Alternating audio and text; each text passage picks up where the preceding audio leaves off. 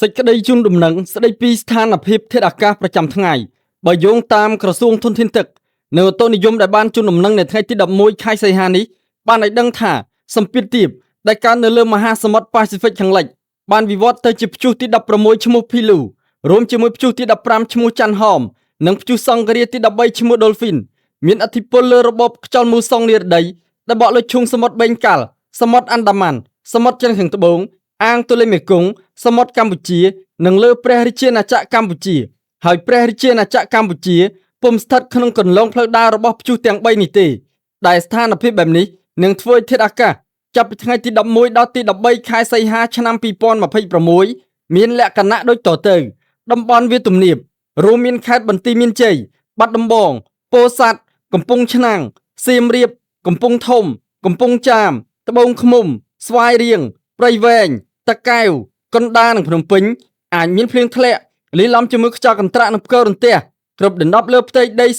40% ហើយមានសីតុណ្ហភាពមធ្យមអបបរមា 25 អង្សាសេ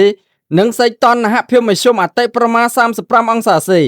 ខ្យល់បក់ពីទិសនិរតីនិងពីយប់មានល្បឿនមធ្យម 3 ម៉ែត្រក្នុងវិនាទីតំបន់ខ្ពង់រាបរួមមានខេត្តកំពង់ស្ពឺបៃលិនឧត្តរមានជ័យព្រះវិហារក្រចេះស្ទឹងត្រែងរតនគិរីមណ្ឌលគិរីជួរភ្នំដងរែកនិងតំបន់ជួរភ្នំក្រវាញអាចមានភ្លៀងធ្លាក់លាយឡំជាមួយខ្យល់កន្ត្រាក់និងផ្គររន្ទះគ្រប់ដណ្ដប់លើផ្ទៃដី 60% ហើយមានសីតុណ្ហភាពមធ្យមអបបរមា 24 អង្សាសេនិងសីតុណ្ហភាពមធ្យមអតិបរមា 34 អង្សាសេខ្យល់បក់ពីទិសនិរតីនិងបស្ចិមមានល្បឿនមធ្យម 4 ម៉ែត្រក្នុងមួយវិនាទីតំបន់មាត់សមុទ្ររួមមានខេត្តកោះកុងព្រះសីហនុកំពតកែបនិងជួរភ្នំបូកគោអាចមានភ្លៀងធ្លាក់លាយឡំជាមួយខ្យល់កន្ត្រាក់និងផ្គររន្ទះគ្រប់ដណ្ដប់លើផ្ទៃដី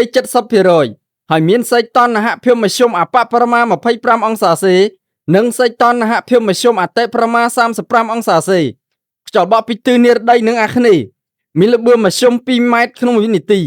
រលកសមុទ្រមានកម្ពស់មធ្យមអបបរមា 0 ម៉ែត្រ 50 សង់ទីម៉ែត្រនិងកម្ពស់មធ្យមអតិបរមា 1 ម៉ែត្រ 70 សង់ទីម៉ែត្រអាស្រ័យដូចបានជម្រាបជូនខាងលើសូមសាធារណជនទទួលជ្រាបជាព័ត៌មាន